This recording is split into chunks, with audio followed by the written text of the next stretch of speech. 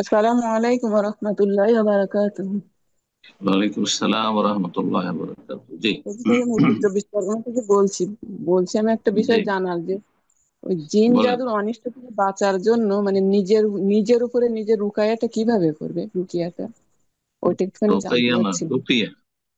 যদি রুকিয়াটা কিভাবে আরবিতে করবে? বলতে হয় তো রুকিয়া বলবেন। হ্যাঁ, রুকিয়া মানে হ্যাঁ, ঝাড়ফুঁক করা।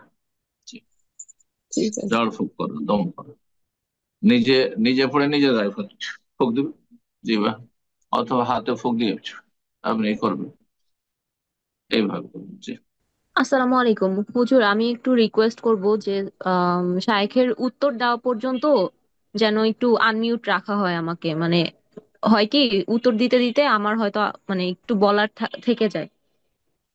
হম। তো আমার যাই প্রশ্নটা হচ্ছে, বলেন। শাইখ, আমি ওই দিন কমপ্লিট করতে পারি না। এর আগে আপনাকে প্রশ্নটা করেছিলাম না যে না, আমি আমার ননদের বলেন সাথে বলেন। থাকি, মানে একসাথে থাকা নিয়ে আমাদের একটু ঝামেলাই হয়। হম, এবং বলেন, ওই প্রশ্ন বলেন। ঝামেলাটা গত এক সপ্তাহ আগে একটু বাড়াবাড়ি হয়ে যায়, মানে গায়ে হাত উঠা পর্যন্ত চলে আসে। তো গায়ে হাত উঠা পর্যন্ত চলে আসার পরে মানে পুরা ঘটনাটা আমার কাছে ভিডিও রেকর্ড না থাকলেও কথাবার্তা যে চিল্লাচিল্লি গুলো হয় সেটা আমার কাছে অডিও রেকর্ডিং থাকে।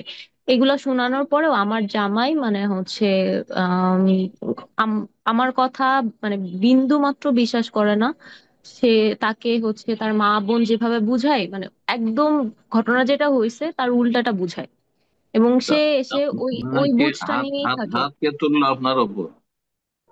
হাত তোলা বলতে মানে হচ্ছে একটা ঘটনা থেকে, ভুল আরে বুঝাবুঝি কে থেকেই। করলো? আপনার আপনার জামাই মানে স্বামী, আপনার হাজবেন্ড করলো না না, আপনার আমার শ্বশুর হাজবেন্ড শাশুড়ি তখন করলো? বাসায় ছিল না। আমার হাজবেন্ড তখন কি বাসায় করলো? ছিল না। শ্বশুর আমার শাশুড়ি? আমার দেবর, ননদ আর শাশুড়ি, মানে তিনজন দেবরের কি এসে অধিকার আমার আছে সাথে। আর এখন ননদের? হারাম করে, হ্যাঁ, শয়তান সব এগুলো। আ- আমার দেবর, হাজবেন্ড তখন ননদ, বাসায় ছিল শ্বশুর, না। এদের কোন এবং বিভাগত? কে যতটুকু আপনার ওগুলো? কেউ না আপনার, শয়তান ওগুলো। যতটুকু আউযুবিল্লাহ। যতটুকু আমি হচ্ছে শুনেছি, ও এসে বলছে যে মানে ও অলরেডি বলে গেছে ওদেরকে যেন আমার সাথে এখন কথা না বলে ও আসার পরে।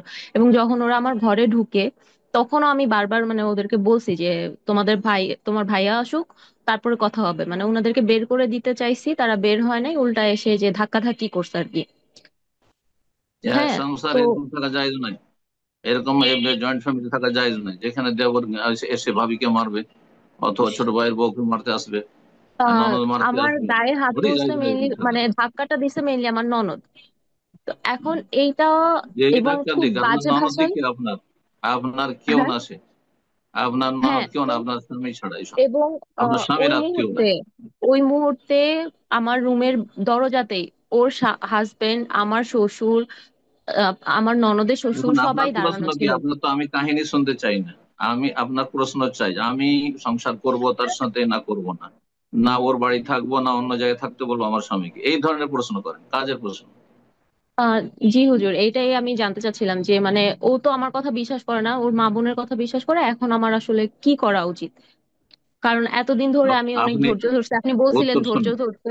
উত্তর শুনেন। ধৈর্য ধরে। আমি এত কাহিনী জি। শোনার সময় নেই। উত্তর হচ্ছে, যদি আপনি এই জুলুম বরদাস্ত করে থাকতে চান, তাহলে আপনি থাকেন। আর যদি বলেন যে এই জুলুম আমি বরদাস্ত করে থাকবো না, তাহলে তালাক নিতে পারেন, কোনো দোষ নেই। কথা বোঝা গেছে? জি। আর যদি বলেন থাকবো, শর্ত সাপেক্ষ থাকবো, আমার স্বামীকে শর্ত লাগাবো যে অন্য জায়গায় নিয়ে থাক, এই জালেমদের সাথে থাকবে না, তো এইটাই হচ্ছে ঠিক। যদি আপনার স্বামী ভালো মানুষ হয়, তাহলে শর্ত সাপেক্ষ থাকবেন, ওকে বলবেন যে আলাদা বাসাতে আমাকে নিয়ে থাকো, আমি ফিতনার জায়গায় হুজুর। এই কলহ বিবাদ মারামারি যেখানে সেখানে থাকবো না। আপনার সামনে তিনটি অপশন, শোনেন, কথা বেশি বলবেন না। হয় আপনি মনে করেন যে আমি এই সংসারে শান্তি পাবো না, তালাক নিয়ে নেবো, ওকে, এক। দুই নম্বর, না আমি এই জুলুম অত্যাচার বরদাস্ত করে থাকবো, থাকবেন। আপনি যদি মেনে নেন তাহলে অসুবিধা নেই। তিন নম্বর হচ্ছে যে আপনি শর্ত সাপেক্ষ থাকবেন, স্বামীকে বলেন তুমি আলাদা রাখো তো থাকবো, আর না হলে থাকবো না। বারাকাল্লাহ ফিক। জি।